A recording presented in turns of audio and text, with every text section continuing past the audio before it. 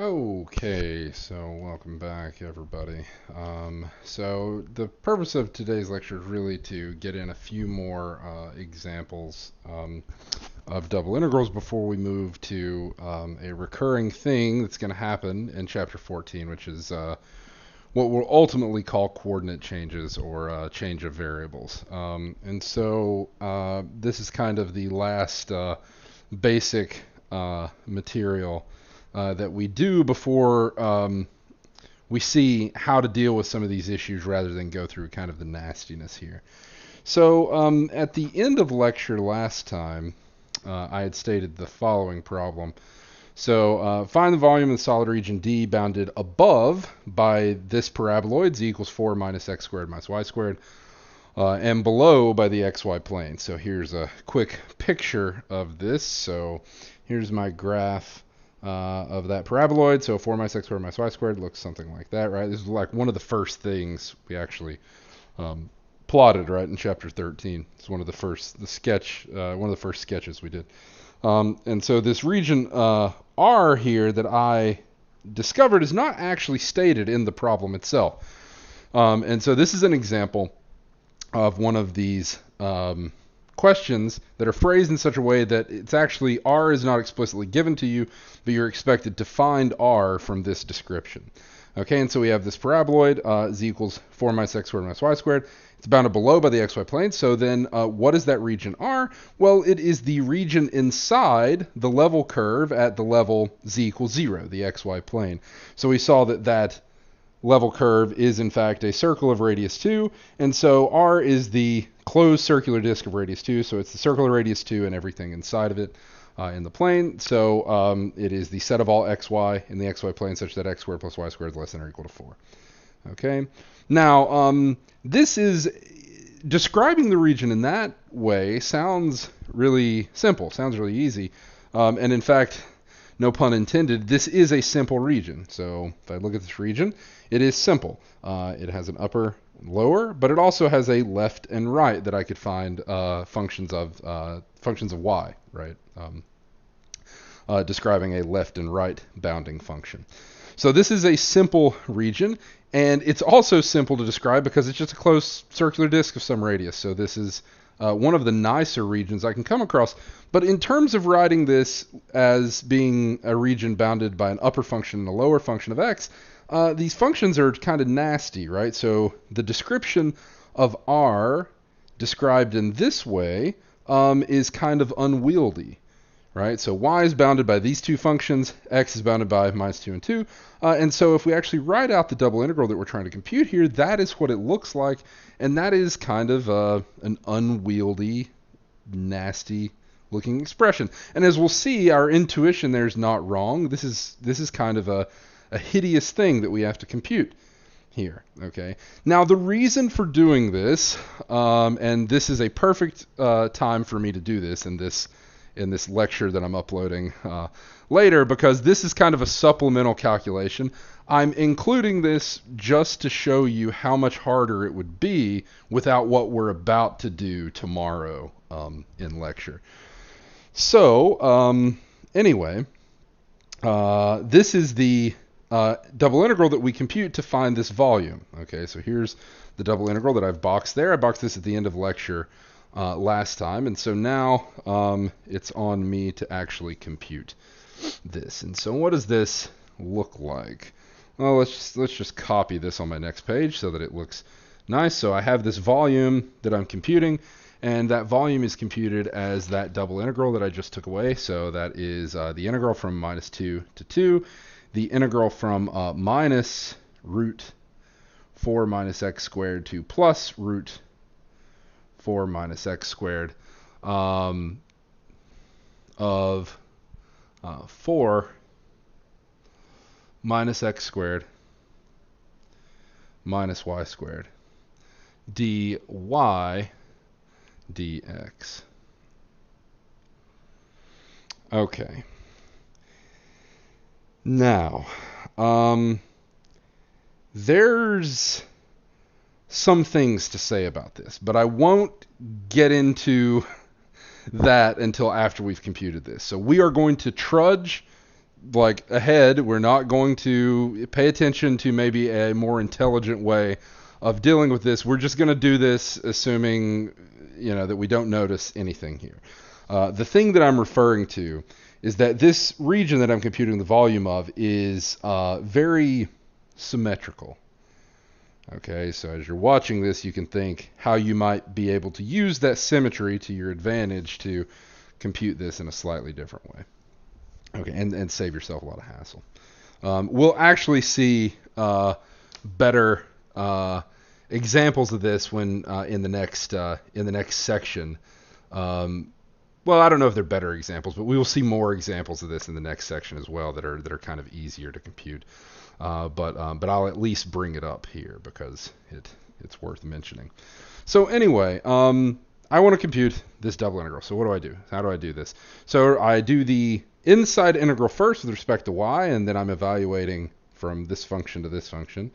And so what does this look like? This is the integral from -2 to 2 of, let's do this integral with respect to y. So 4 minus x squared, both of those terms, neither of those terms have a y in them, and so they're constant with respect to y. And so really this is like 4 minus x squared times y, right, minus 1/3 y cubed. That's my integral of y squared with respect to y. Okay, and I'm evaluating that entire expression in y from minus root 4 minus x squared to positive root 4 minus x squared. Okay. All right, and of course this outside integral I'm taking is with respect to x. But now I have to do this evaluation. So how do I go about doing this? So this is the integral from -2 to 2 of plugging these in and doing the subtraction here. Let's just, again, not going to take any shortcuts here. I'm just going to do the whole thing. So this is 4 minus x squared times root 4 minus x squared minus 1/3 times root 4 minus x squared cubed minus the same expression with minus root 4 minus x squared plugged in. Now, looking ahead, right, if you had noticed, this expression I have is odd. What do I mean? It's odd in that every y showing up here is to an odd power, so it's an odd function. What's an odd function? Well, remember, odd function means when I plug in minus x, I get minus f of x. So an odd function is a function that satisfies f of minus x is equal to minus f of x. Another way you characterize these, of course, was that they had symmetry with respect to the origin. And what that tells you is that when I plug in minus root 4 minus x squared, I get the exact same thing I got here, except with a minus sign out front. So the fact that there's a minus sign here, together with that minus, is the same thing as multiplying this expression by 2. Could have saved myself a lot of work, but let's say that I didn't notice that. I just want to show you, how it would work out. If you didn't notice one of these classic shortcuts you can do to save yourself some time. So this would be 4 minus x squared times minus root 4 minus x squared. Okay, minus 1/3 times minus root 4 minus x squared cubed. Eek. And then you'll have to forgive me, but there's a dx off the screen there, right? I don't think that's going to confuse anybody. So I have the exact same thing I had here, except with a minus sign, but I have this minus sign out front. So it's like I'm adding this to itself, and so really could have saved myself a lot of headache by just saying this is 2 times the integral from -2 to 2 of, let's rewrite this. This is 4 minus x squared to the first. This is 4 minus x squared to the 1/2. So really this is 4 minus x squared to the 3/2 minus 1/3 times 4 minus x squared. So all this is in this quantity. So this is 4 minus x squared to the, so this is 4 minus x squared to the 1/2 to the third is 4 minus x squared to the 3/2.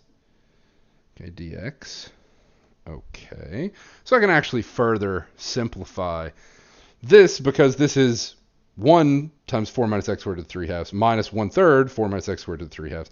So this is 2/3 4 minus x squared to the 3 halves, or 2/3 times 2, so 4/3 times the integral from minus 2 to 2 of 4 minus x squared to the 3 halves dx. Okay, so I'm at an integral now that is ready for me to complete it. There's only one slight issue here, as some of you might be screaming internally now when you notice what's going on here. Well, how do I do that integral? Doing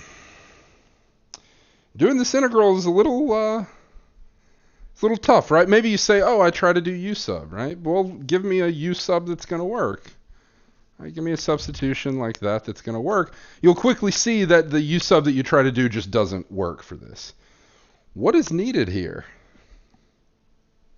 Someone might have noticed it by now.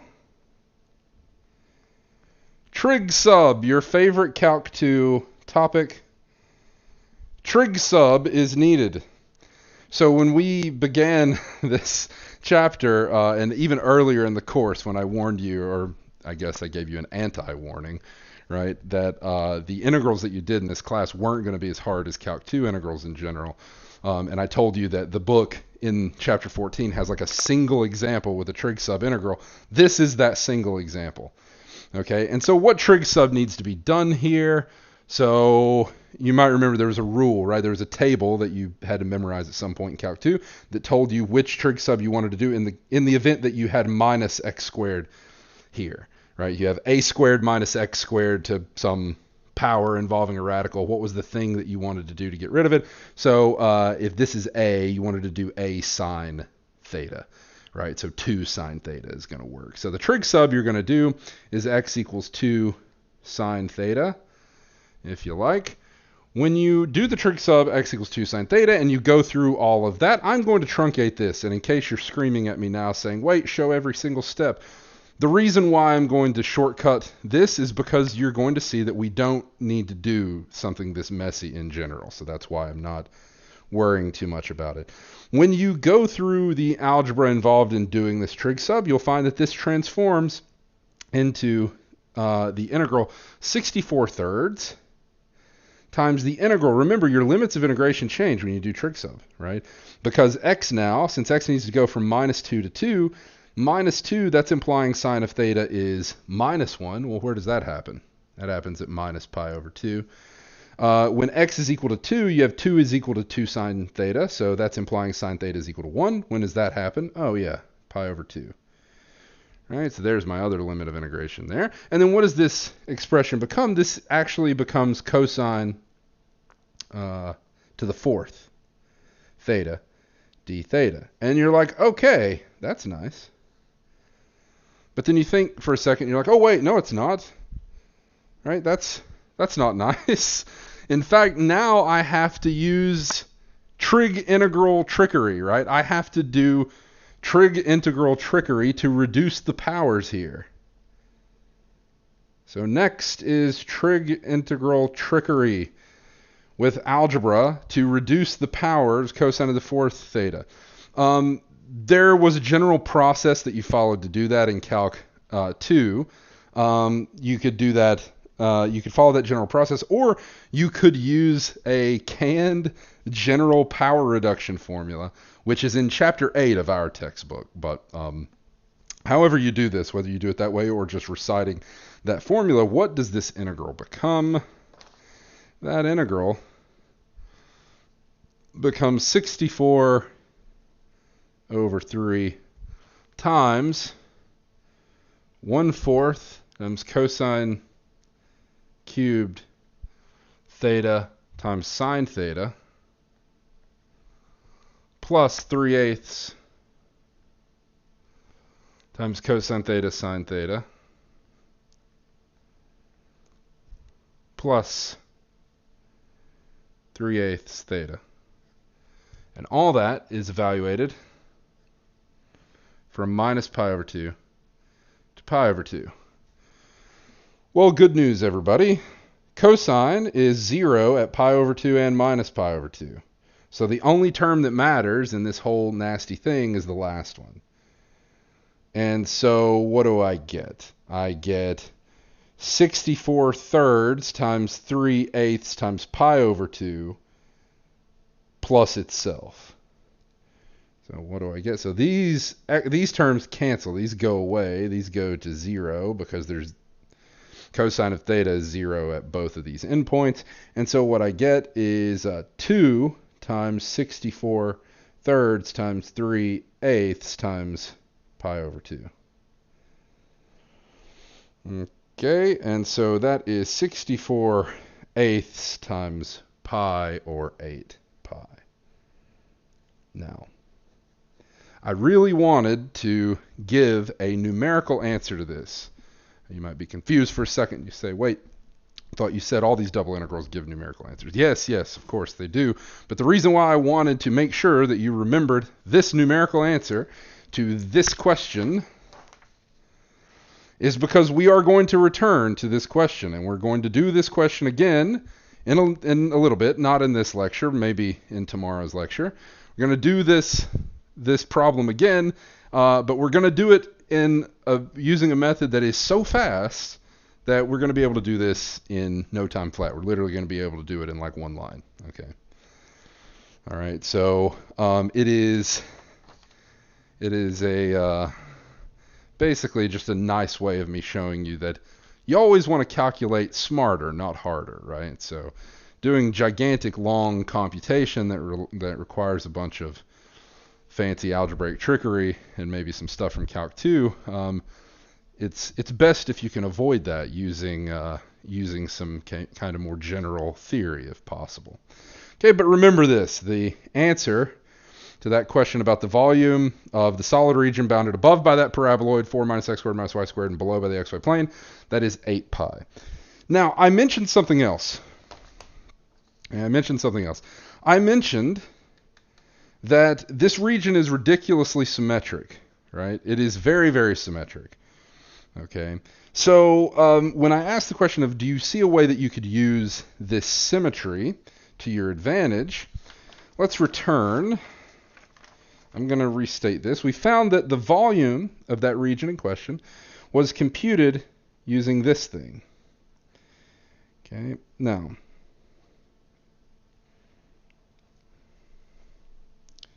this was my double integral that computed the volume I was interested in. Okay, I'm going to draw R.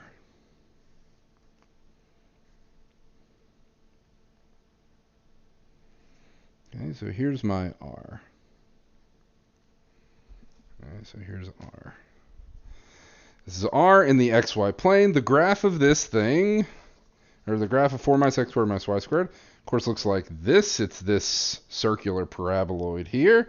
So it sits above that. This kind of looks like a bullet or something, right? And that's its base sitting on the table here. Now, there's a couple things that I really want to stress, and I'll return to this in the next section, but to use these symmetry arguments, it's not enough that the region be symmetric. That's not enough. Okay. In order to use these symmetry arguments that I'm going to mention, not only does this region need to be symmetric, the graph of the function above it must be symmetric in the way that you're wanting to use the symmetry. Okay. Now, what's nice is in this case, 4 minus x squared minus y squared, that is symmetric, right, in every possible way, basically. Okay. That is symmetric with respect to this region R, right? If this region R was like off-centered, or I was talking about a different function above this region R, I'm not guaranteed that the graph of any function of two variables is going to be symmetric above R, of course, right? And you can come up with a ton of examples that are not.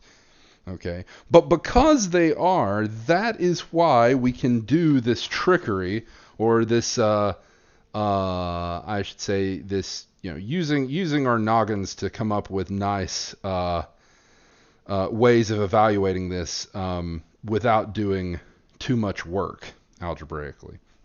What am I saying?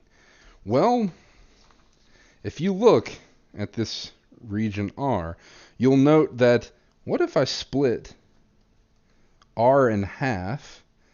And so really I only compute the integral over this part of R. What does that look like down below? Maybe I'll use a different color. So down below, right? So like in R, I'm splitting the region into half. So down below, it would look like this. So I'm computing the integral over that region instead. And I'm ignoring this entirely. Okay. What integral computes that volume? Well, the integral that computes that volume, I still have a lower function that is minus root 4 minus x squared, and an upper function that is plus root 4 minus x squared. But now, instead of going from x equals minus 2 to 2, I'm going from x equals 0 to 2. So the integral that computes this, or the volume above this region, is the integral from 0 to 2, the integral from minus root 4 minus x squared to root 4 minus x squared of 4 minus x squared minus y squared dy dx. But what volume does that compute? Because this thing is symmetric, it computes exactly half the volume. And so if I want to compute the whole volume, I just take this, the volume of this region above this piece, and I multiply by 2. And those should be the same thing. Okay, so that's one way of using symmetry. Maybe I should title this, right? Symmetry.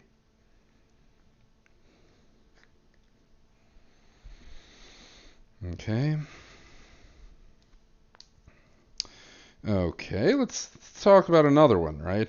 Let's make our life even easier in a sense, right? Again, because this thing is so ridiculously symmetric, what if I compute the volume of that solid, but only above this piece, this top piece here that I'm pointing to? Okay. So this is the only piece I'm computing the volume above. Okay. Well, what integral would do that? The integral that would do that, right, would be the integral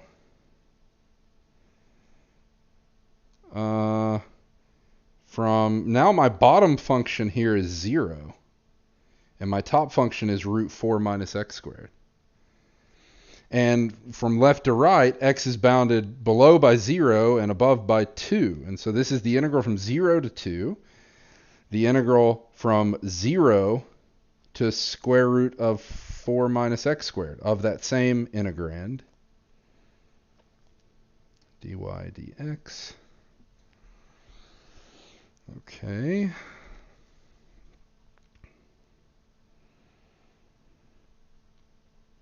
Okay.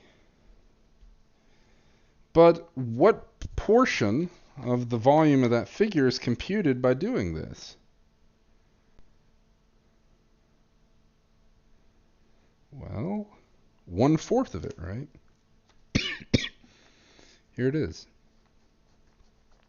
So it would be the fourth of that volume that is here. So if I wanted to compute the actual volume, I would multiply this by 4, and all these integrals would compute the exact same volume. But even though they're computing the same volume, which is easier to do? Well, this one is easier than this one because I've replaced a minus 2 here with a 0, and this one is easier than both of them because I've replaced both of these lower bounds with 0. Of course, did I have to replace the lower bounds? Could I have done this by integrating over different pieces of this? Absolutely, right? I could have chosen this piece. Could have chosen this piece, right? I could have chosen this half, okay? And the reason, again, that I can do that and use this symmetry argument is because not only is the region itself some nice symmetric region, but the function is symmetric over that region in the way that I'm wanting to use the symmetry. That's the most important thing. This will not work if that's not the case. All right. So just to give you an example, imagine that my integrand was this instead.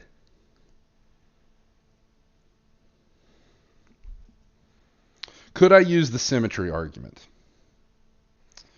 Well, I could use the symmetry argument if the region that I was integrating over was this. Why?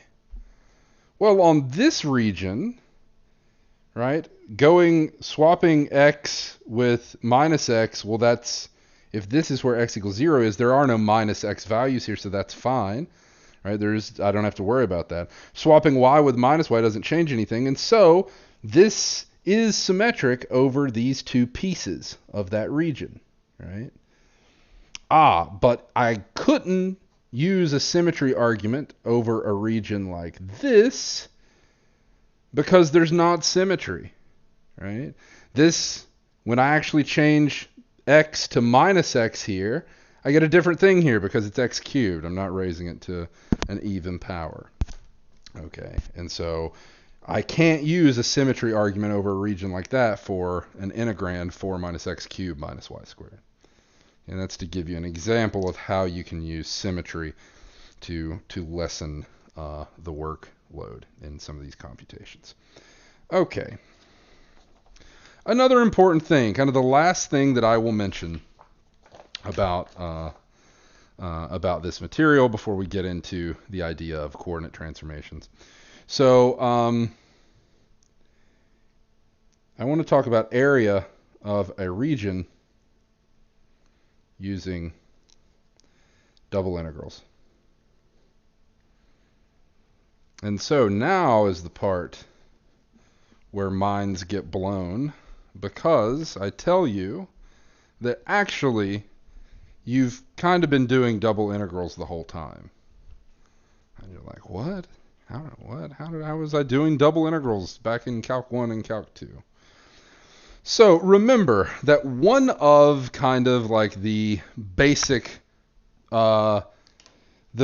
applications, right, of Calc 1, right, when you first talked about the integral, what was kind of the greatest thing you could do with it? What was kind of like the best possible application that was something that you had absolutely no way of doing before, the integral, that you suddenly were computing problems for?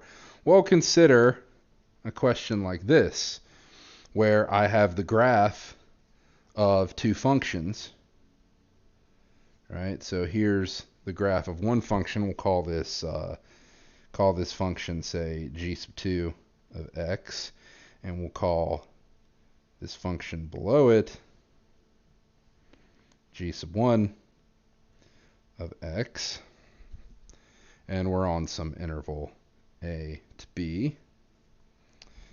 And so if I wanted to compute the area between the graph of these two functions, how could I do that? Right? Well, Calc 1 told me how to do that, right? This is one of the first things you did once you figured out how to compute antiderivatives. So Calc 1 tells me that the area, we'll call this region R, right? So we'll call this region R, and Calc 1 tells me that the area of the region R between the graphs of two functions is the integral from a to b of top minus bottom, right? That's it.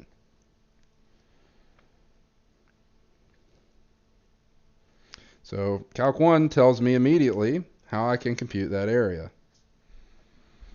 Okay. Now, the big fact.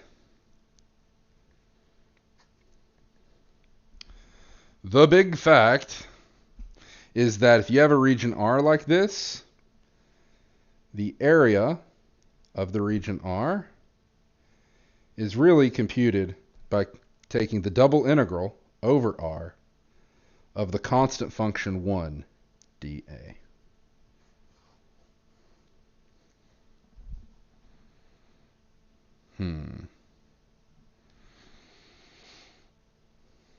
Well,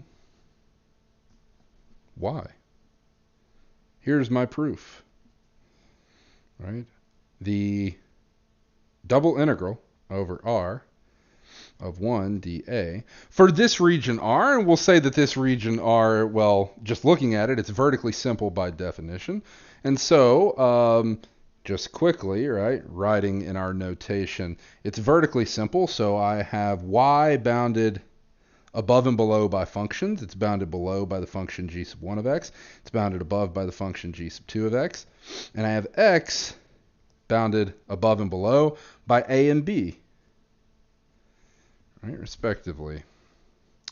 And so this double integral over this vertically simple region R can be written in the usual way. It's the integral from a to b, the integral from g sub 1 of x to g sub 2 of x of the function 1 dy dx. Okay. So I do my inner integral first. So computing this inner integral first, what do I get? I get the integral from a to b. What's the integral of 1 dy? Well, that's just y. All right, so that's y evaluated from g sub 1 of x to g sub 2 of x dx.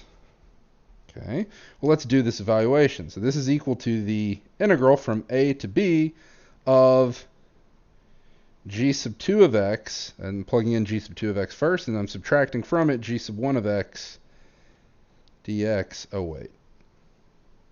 That's exactly what I have written here. That is exactly our area formula from Calc 1. So I'm done. Aha. And so, as I said, when you were computing these areas between the graphs of functions back in Calc 1, you were actually doing double integrals, basically. You just didn't know it. Right? Okay. So that's that. Now, one thing that I wanted to mention here that is a very good example of one more application of double integrals, or I should say an application of simplicity of a region. So let's cover the notion of switching the order of integration.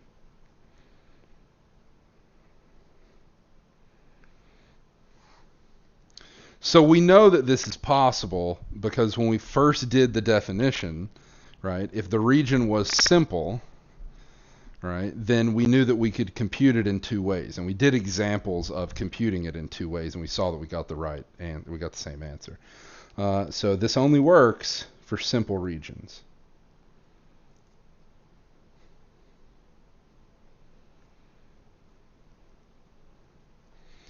Okay, and so if you're asked to compute a double integral of something over some given region, and it seems difficult or undoable, i.e. it seems like something that is not in your integration table, then it is likely that you need to do this. And so the first hint that you should consider is whether or not the region you're integrating over is actually simple. Okay, and so this only works for simple regions. Let's see an example of doing this. Evaluate the integral that is the integral from 0 to 9, the integral from square root of y to 3 of sine of pi x cubed dx dy. Okay. So let's say that I didn't write this, and I just told you to evaluate this double integral. That's all you know. So what happens is you try to do it, and you're like, okay, I'm going to try to do this inner integral. Okay. This inner integral, the integral with respect to x of sine of pi x cubed, well, I'm kind of screwed, right? I don't know what that is. I have no way of doing that. Now you might say, oh, I would try to use substitution. Well, that's great, but the problem is there's no substitution that works, right? You try to let u be pi x cubed, then obviously your du is going to be 3 pi x squared, but there is no 3 pi x squared anywhere, and you can't just introduce that. So what do? Well, with these problems, it's always a good idea to actually draw the region in question. Okay, so you draw the region R in question. And so this region R in question is given as a horizontally simple region where I have x bounded to the left by the function square root of y and above by the function x equals 3. And y is bounded below by 0 and above by 9. So this is my region. So let's try to draw what this region looks like. Okay, so here's 0, here's my x-axis, here's my y-axis. Okay, what does the function square root of y look like? Well, if I have the function x equals square root of y, what is that? X equals square root of y, well, that's just the function y equals x squared. And so square root y is, that's what it looks like. So this is x equals square root y. Okay, y goes all the way up to 9, where it intersects the vertical line x equals 3. And that's my region R.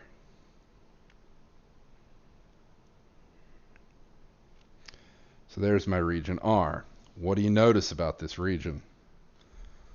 R is simple. Okay, R is simple. That's important.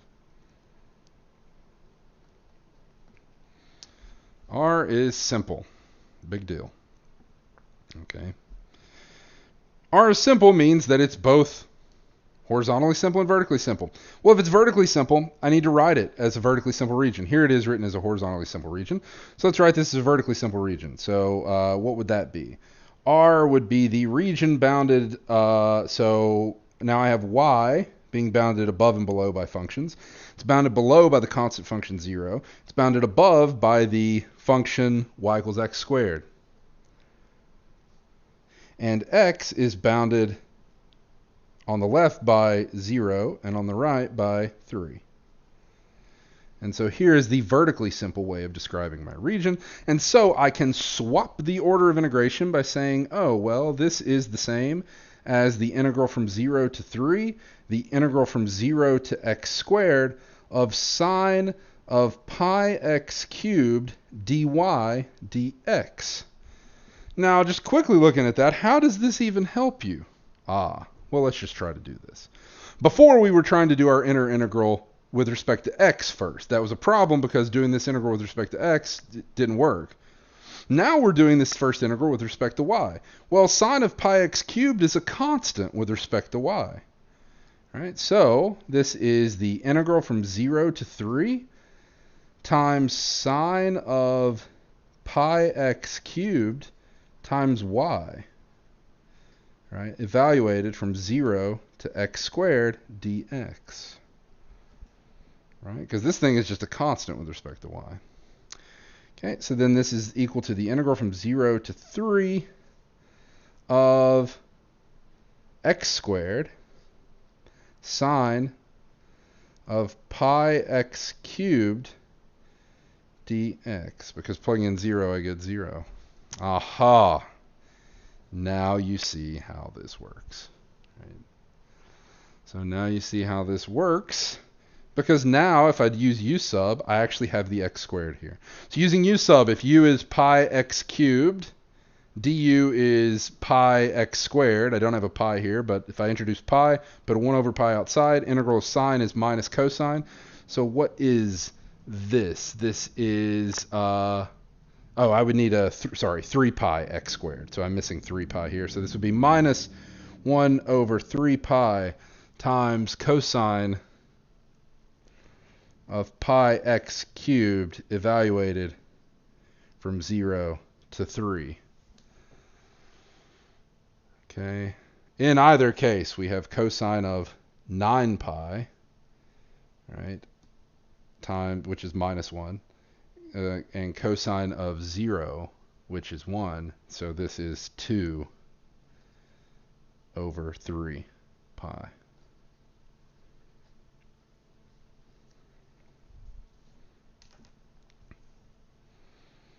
Okay. Because they have minus 1, so I have minus 1 over 3 pi times minus 1 minus 1. So minus 2 times minus, yeah. That's right. Okay. So a double integral that started out with an inner integral that was on its face impossible to do became something we could do once we swapped the order of integration. This is very important. There will be an exam 3 question on this.